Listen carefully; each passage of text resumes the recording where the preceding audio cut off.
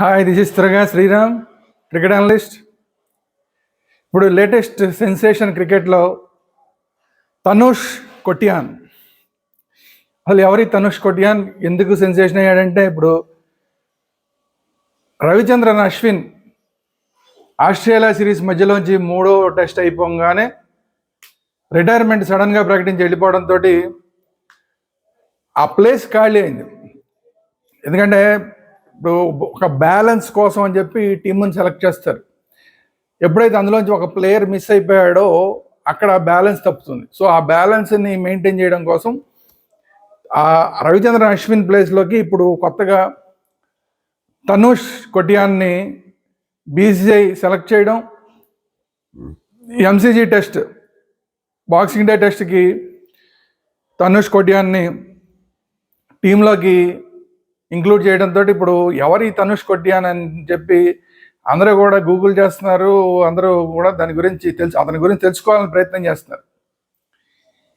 ఈ తనుష్ కొటియాన్ ముంబై ప్లేయరు.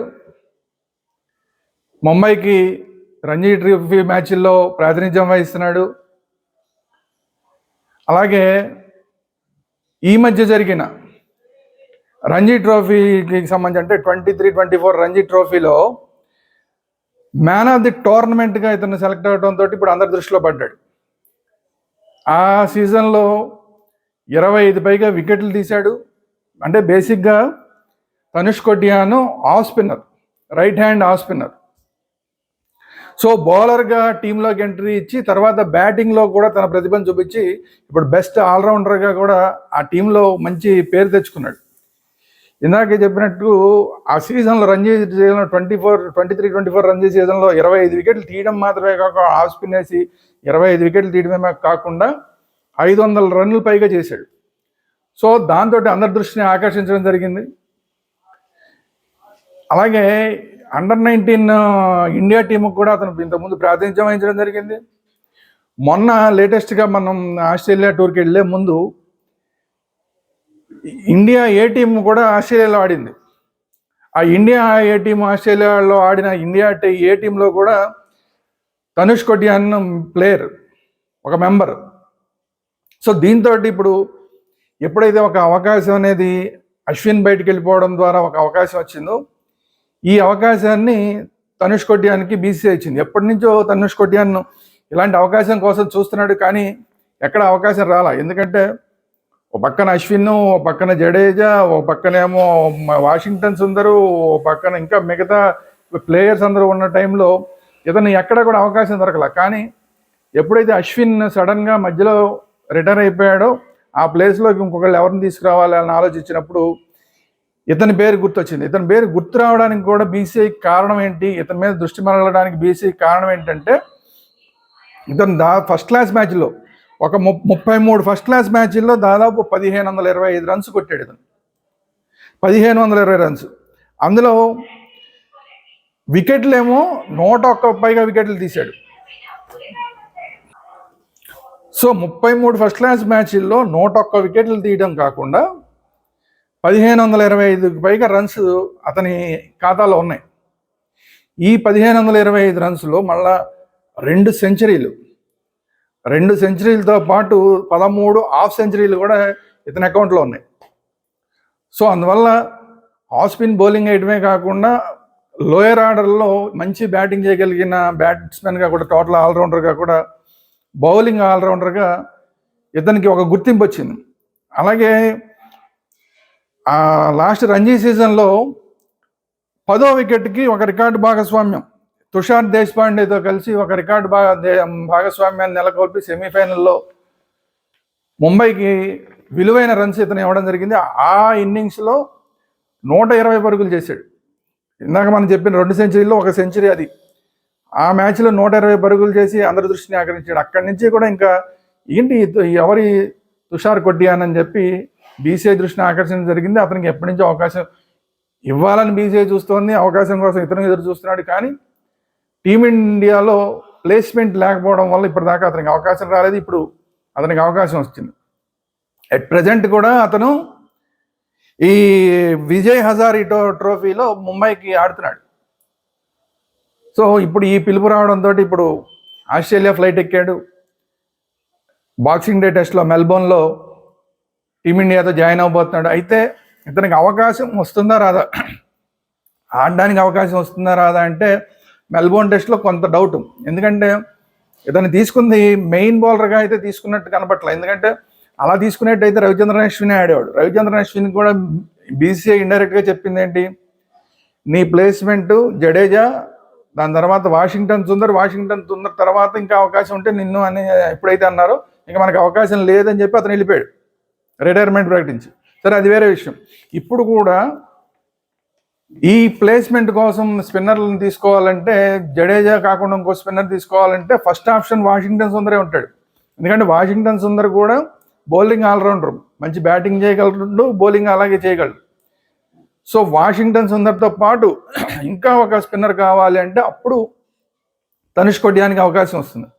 అంటే ఓన్లీ ప్రస్తుతానికైతే ఓన్లీ బ్యాకప్ ప్లేయర్గా, బ్యాకప్ స్పిన్నర్గా మాత్రమే ఇప్పుడు తనుష్ కొడియాన్ని తీసుకున్నట్టుగా కనబడుతుంది. అయితే రాబోయే రోజుల్లో ఇండియాలో జరిగే మ్యాచ్ల్లో అవకాశం ఖచ్చితంగా రావచ్చు. ఇంకొకటి ఏంటంటే సిడ్నీ టెస్ట్ ఉంది, ఆఖరి test Sydney test Sydney pitch, spin pitch కాబట్టి అక్కడ ఒకవేళ అవకాశం వచ్చినా కూడా పెద్ద ఆశ్చర్యపోకల. సో యాతావాత ఏంటంటే తనుష్ కొడియానికి ఇప్పుడు ఎప్పటి నుంచో టీమిండియా తలుపులు తడదామని ప్రయత్నం చేస్తున్నాడు. ఇప్పుడు టీమిండియా తలుపులు తట్టడం జరిగింది, టీమిండియాలోకి ఎంట్రీ కూడా జరిగిపోయింది. సో ప్లేయింగ్ లెవెల్లోకి వస్తాడా రాడా అనేది ఈ సిరీస్లో క్వశ్చన్ మార్క్.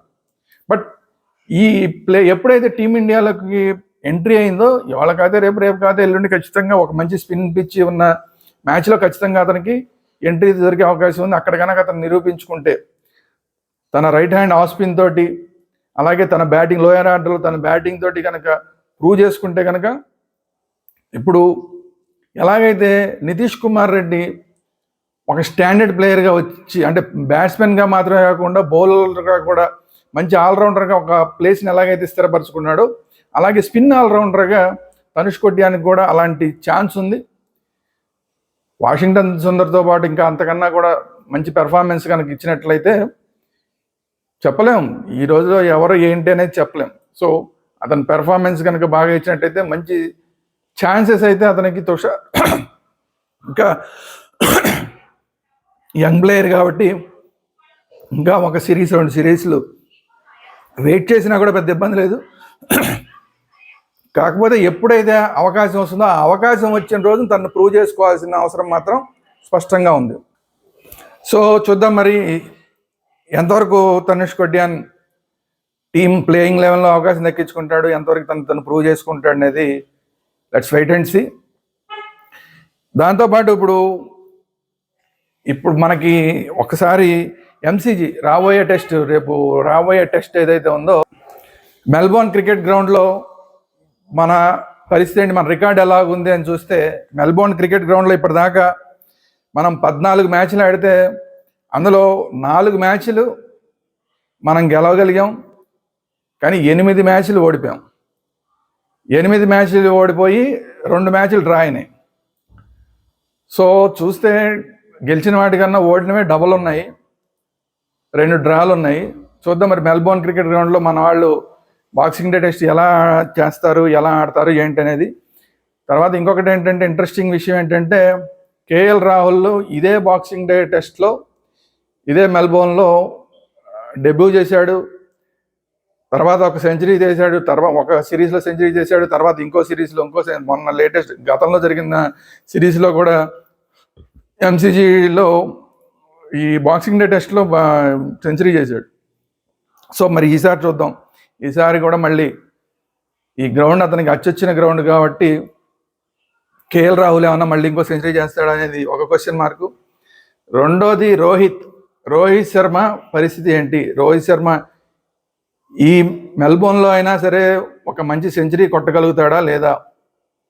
గవాస్కర్ ఆల్రెడీ ఇప్పటికే మొదలుపెట్టాడు, ఆయన ఇంకా ఈ 2 మ్యాచ్ల్లోనూ కనుక కొట్టకపోతే కనుక రోహిత్ అనంతటితోనే ఇంకా రిటైర్మెంట్ ప్రకటించే అవకాశం ఉందన్నట్లాగా ఆల్రెడీ గవాస్కర్ మాట్లాడడం మొదలుపెట్టాడు. సో చూడాలి మరి, ఇలాగా గవాస్కర్ లాంటి వాళ్ళు ఎన్ని మాట్లాడినా కూడా ఒక మంచి ఇన్నింగ్స్ తోటి సమాధానం చెప్పచ్చు. ఆ మంచి ఇన్నింగ్స్ మెల్బోర్న్ క్రికెట్ గ్రౌండ్లో బాక్సింగ్ డే టెస్ట్లో వస్తుందా లేదా అనేది చూడాలి.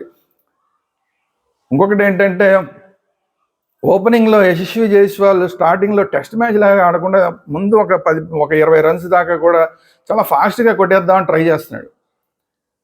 అది కనుక అదుపులో పెట్టుకుని ఇది టెస్ట్ మ్యాచ్, మనకు 5 రోజులు ఛాన్స్ ఉంది, 5 రోజులు ముందు స్టాండర్డ్ అయితే కనుక ఒక 10 ఓవర్లు 15 ఓవర్లు స్టాండర్డ్గా ఆడితే ఆ తర్వాత నుంచి కొట్టడం మొదలు పెట్టచ్చు అనేది అతని మైండ్లో కనుక వస్తే కనుక మంచి ఇన్నింగ్స్ని యశస్వి జైస్వాల్ దగ్గర నుంచి ఆశించవచ్చు.